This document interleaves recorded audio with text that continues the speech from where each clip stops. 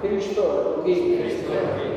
erroki jauna, erroki dakigula jainko guzti zantzua, eta gure pekatuak barkaturik eramatea izala betiko bizitzara. Aitza zeruetan jakoikoari, eta batea horrean, haren gogo izanei. Baina errezaitugulako, gorazu, ereikatuazu, gorespen zuri, hausko ezagu eskerrak zuri. Jainko jauna, zeruko horrean, jakoiko aitatu zuri jauna. Jauna, bakar Jesus Kristo, jainko jauna, jainko arenikor, aita ez seme. Zuk ez dezu munduko pekatua, erroki jauna. Zuk ez dezu munduko pekatua, entzun bereia.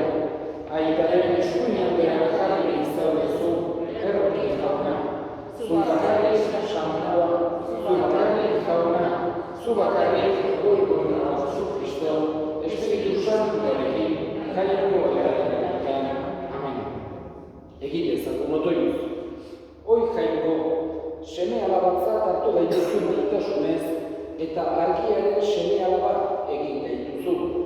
Erizu ez gaitzala inguratu gezurraren ilunbeak, eta bizi gaitezela beti zure egiaren argi ederrean. Zure seme Jesu Kristo gure jaunaren bitartez, zurekin eta Espiritu Santuarekin batean, jainko tarrege bizi baita, gizaldi eta gizaldietan. Amen.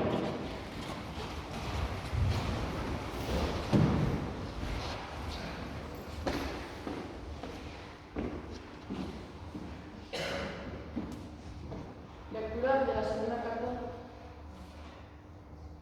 Lectura del libro de la sabiduría. Dios no hizo la muerte, y se recrea en la destrucción de los vivientes. Todo lo creó para que subsistiera.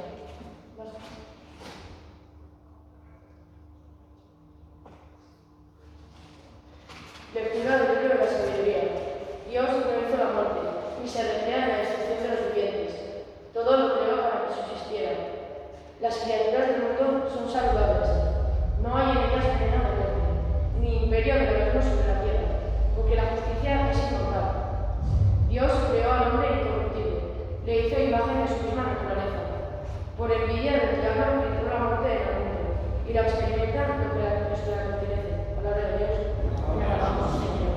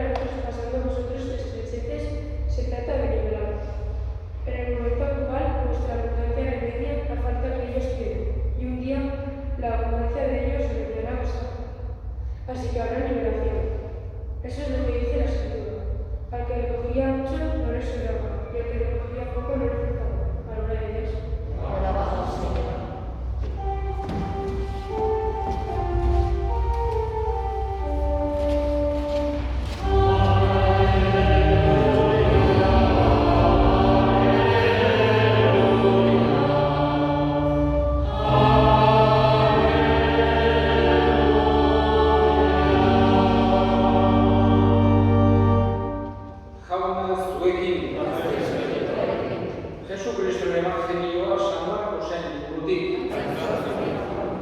Aldiaka Jesus ontzian itsasoaz beste aldera itzuli zenean, jende asko bildu zitzaion eta itsasartzeak gelditu zen.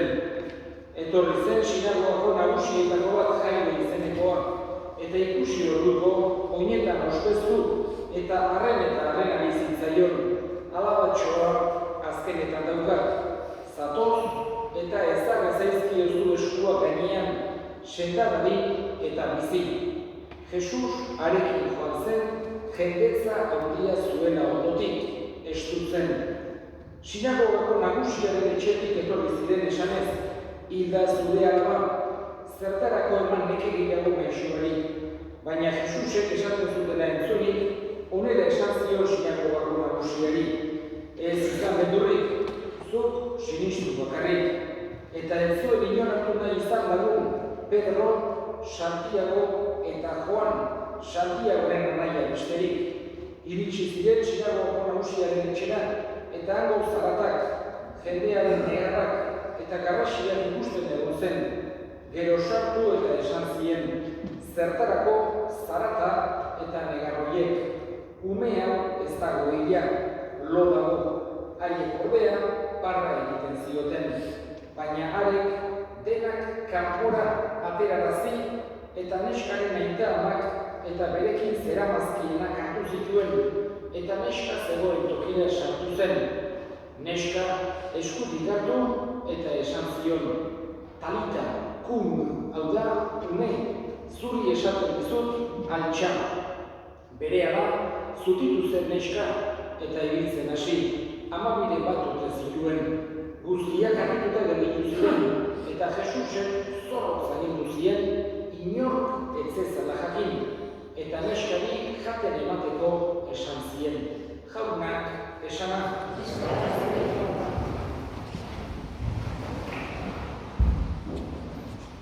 Jesusek egiten zituen, esan genezake, gauza harri-harriak, edo behintzat bera norbait berezia zela adierazten zutenak bi motatakoak izaten ziren. Batetik mirariak, hau da, esan genezake, halako ekintza batzuk burutzen zituela fisikaren legearen gainetik daudenak. Fisikaren legearen arabera egin ez daitezkenak modu hortan bere botere hori agertzen zuen Jesusek. Boterearekin batera, bere ontasuna ere agertuz, beti mesede egiteko erabiltzen baitzituen. Eta bigarren eginkizunak edo egiten zituen gauza bereziak ziren profeziak. Hau da, etorkizunean gertatuko ziren gauzak aldez aurretik iragartzea. Esatea, gertatuko zirela eta gero gertatzen zirelarik jendeak ulertzen zuen, jendeari gogora zetorkion Jesusi entzundako hori.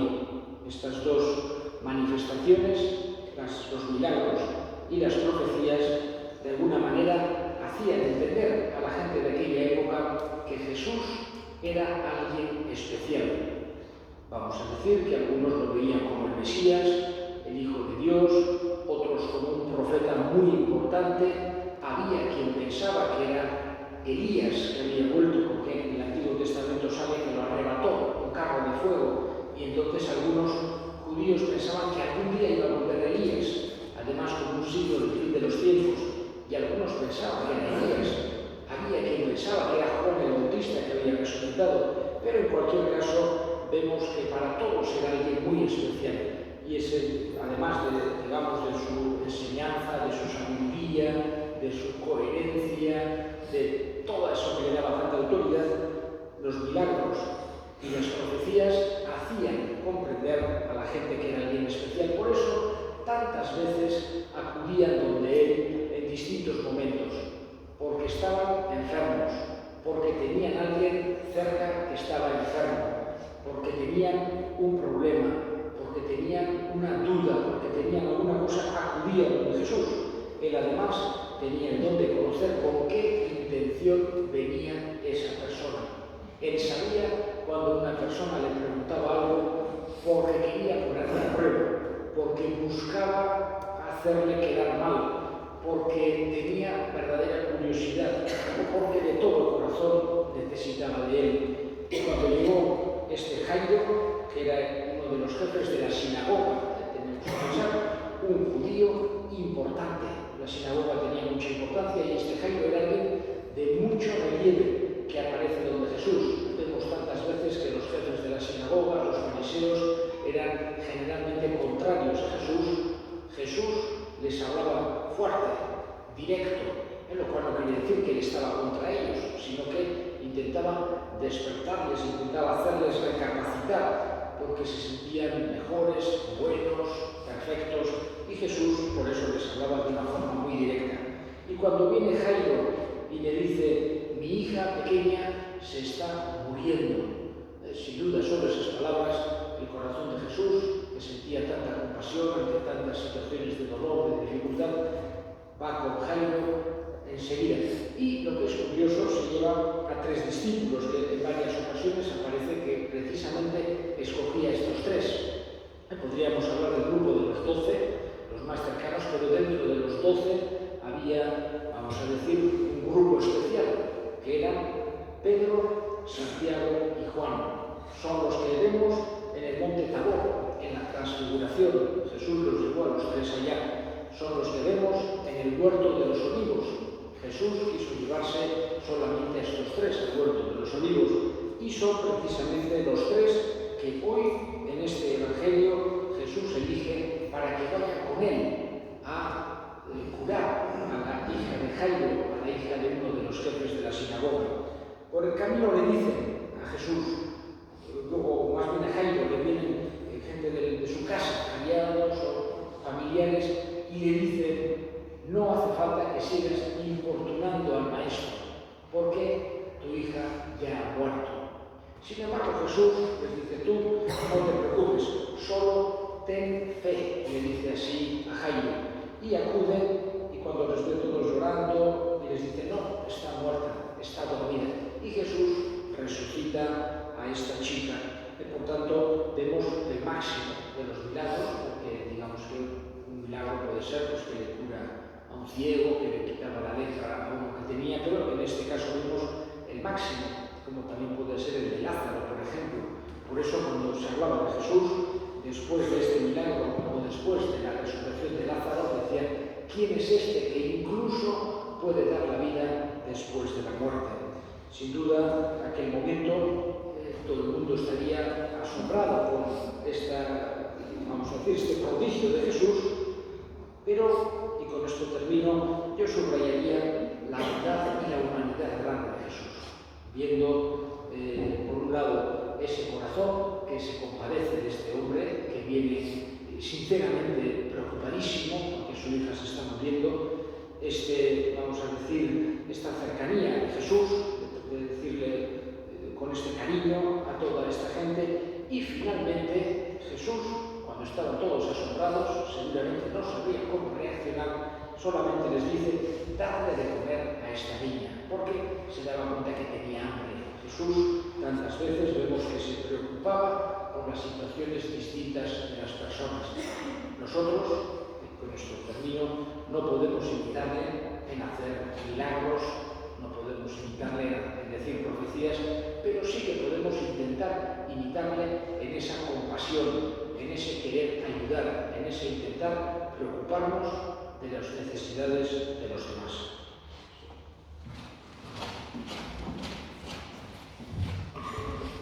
Leemos ahora nuestra súplica. Creo en Dios Padre Todopoderoso, creador del cielo y de la tierra. Creo en Jesucristo, su único Hijo, nuestro Señor, que fue concebido por la gracia del Espíritu Santo, nació de Santa María Virgen, padeció a la muerte de Poncio Pilato, fue crucificado y resucitado, descendió a los infiernos, al tercer día resucitó de los muertos,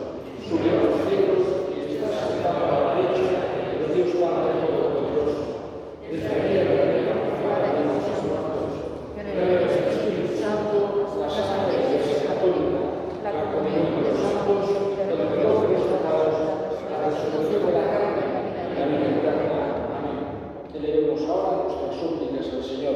Pedimos especialmente por todas las personas que por distintos motivos sufren, para que encuentren consuelo en Dios, ayuda a los hermanos, roguemos al Señor. Pedimos también por todos los misioneros que están en distintos lugares del mundo tratando de compartir el anuncio de Jesús, la buena noticia, para que Dios les dé fuerza, para que su trabajo tenga un gran fruto. Roguemos al Señor. Escucha, Padre, la oración que te dirigimos por Cristo nuestro Señor. Amén.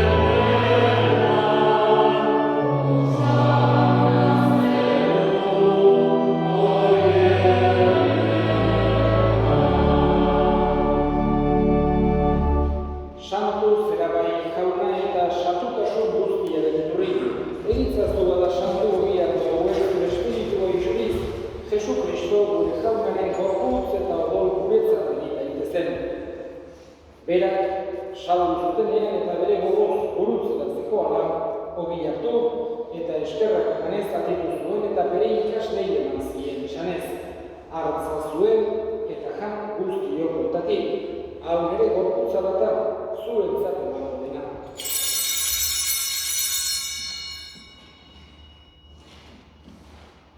Afalgoa berdin, Kaliza harturik berriz ere eskerrak emanez bere ikaslei eman zien esanez, hartza zuen eta edan guztio kontatik. Hau nire odolaren Kaliza data, itun berri eta betikoaren egola, zuentzat eta askorentzat bekatuak barkatzeko isuniko dena, egizue hau nire odolgarri.